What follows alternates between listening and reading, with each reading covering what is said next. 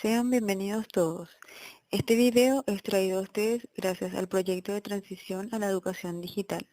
El tema del cual se tratará será sobre la estructura y movimiento del Sol y va dirigido a alumnos del tercer curso, Bachillerato en Ciencias Naturales y Salud. Capacidad: procesa información referente al Sol, su estructura, sus movimientos y sus eclipses. Empezaremos hablando de la estructura del Sol. En primer lugar está el núcleo. Su tamaño es aproximadamente un quinto del radio solar. Allí el Sol produce la energía que irradia gracias a las altas temperaturas, que son aproximadamente 15 millones de grados centígrados, y presiones reinantes que lo convierten en un reactor de fusión. La fuerza de gravedad actúa como estabilizadora de este reactor, donde tienen lugar reacciones en las que se producen diversos elementos químicos.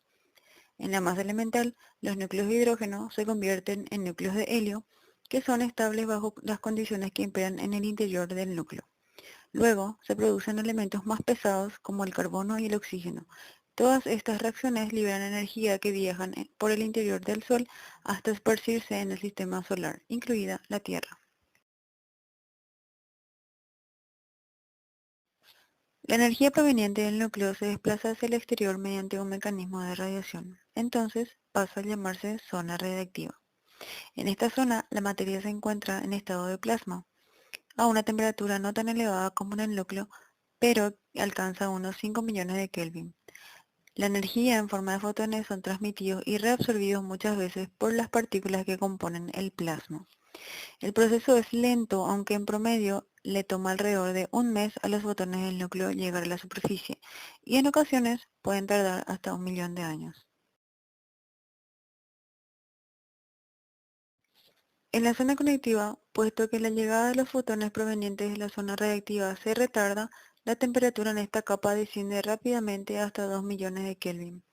El transporte de energía pasa a ser por convección, dado que la materia aquí no está ionizada. El transporte de energía por convección se produce por el movimiento de remolinos de gases a diferentes temperaturas. Así, los átomos calentados van ascendiendo hacia las capas más externas del Sol, llevando consigo esta energía, pero de manera no homogénea.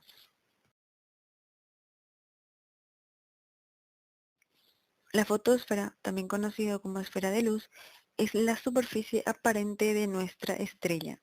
Y es aparente porque el Sol no es sólido, sino que está hecho de plasma. Por lo tanto, carece de una superficie real.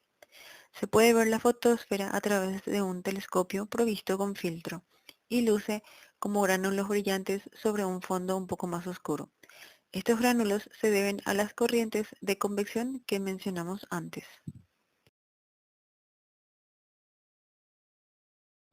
La cromosfera es la capa más externa de la fotosfera, equivalente a la atmósfera de la Tierra.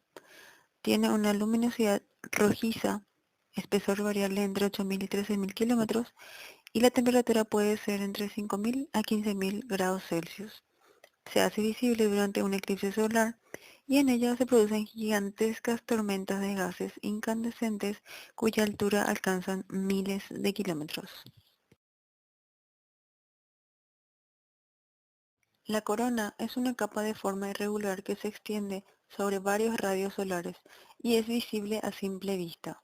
La densidad de esta capa es menor a la del resto, pero puede alcanzar temperaturas de hasta 2 millones de Kelvin. Aún no está claro por qué la temperatura de esta capa es tan elevada, pero de alguna forma está relacionado con los intensos campos magnéticos que produce el Sol. En el exterior de la corona hay gran cantidad de polvo concentrado en el plano ecuatorial del Sol que difunde la luz proveniente de la fotosfera, generando la llamada luz zodiacal, una banda de luz tenue que se puede ver a simple vista tras la puesta del Sol, cerca del punto horizonte desde donde emerge la eclíptica. También se observan bucles que van desde la fotosfera hasta la corona, formados de gas, mucho más frío que el resto, y son las protuberancias solares visibles durante los eclipses. La heliosfera es una capa difusa que se extiende más allá del planeta Plutón, en la que se produce el viento solar y se manifiesta el campo magnético del Sol. Movimientos del Sol. Los movimientos del Sol pueden ser de dos clases: movimientos del Sol en el espacio y movimiento aparente del Sol vistos desde la Tierra.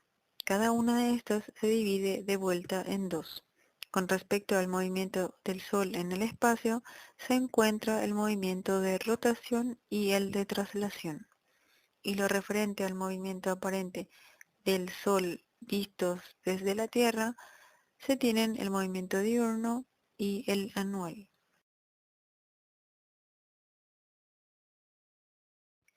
Movimientos del Sol en el espacio.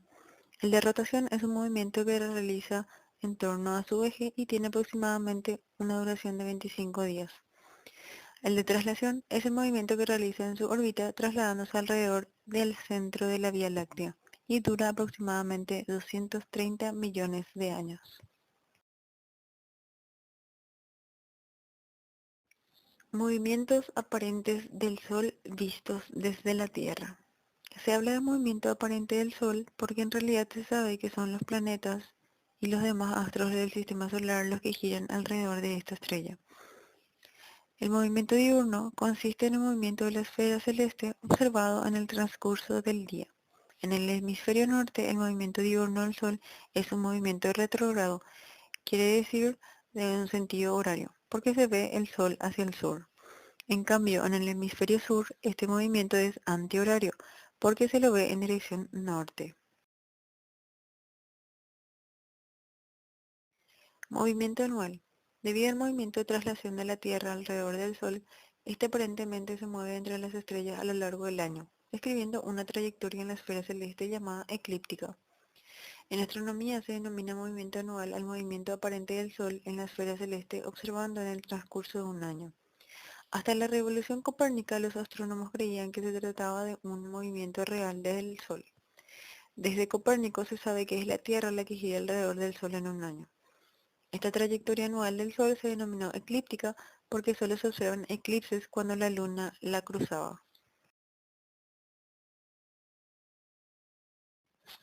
Eclipse solar. Un eclipse solar total ocurre cuando la Luna cubre completamente el disco solar visto desde la Tierra. Las protuberancias solares pueden verse a lo largo del limbo, así como los filamentos de la corona.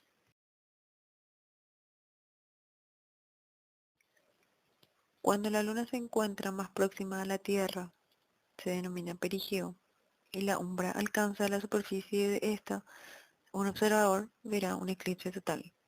Si la luna nueva está más lejos, llamado apogeo, la umbra no llega a la Tierra y un observador en la anteumbra verá un eclipse anular. Otros observadores que van en la penumbra apreciarán eclipses parciales. Los eclipses solares son poco frecuentes porque la sincronización de la luna nueva con el Sol y la Tierra deben ser exactas. Además, la excentricidad de la órbita de la Luna a menudo lleva a esta lo bastante lejos de la Tierra como para que su tamaño aparente no sea lo suficientemente grande como para bloquear el Sol por completo. La totalidad solo se da a lo largo de un estrecho camino sobre la superficie de la Tierra trazado por la sombra lunar. Dado que mirar directamente al Sol puede provocar daños permanentes en los ojos, para observar un eclipse solar se utilizan protecciones oculares especiales o técnicas de visión indirecta. Es en teoría seguro ver la fase total de un eclipse a simple vista. Sin embargo, es una práctica muy peligrosa, ya que la mayoría de las personas no están entrenadas para reconocer las fases de un eclipse. Y esta fase puede durar más de 2 horas, mientras que la fase total solo llega como máximo a los 7 minutos y medio, y es con frecuencia la más corta. Hemos llegado al final del video. Agradecemos al voluntariado del proyecto TED. Edición y audio del video, Norma Araujo.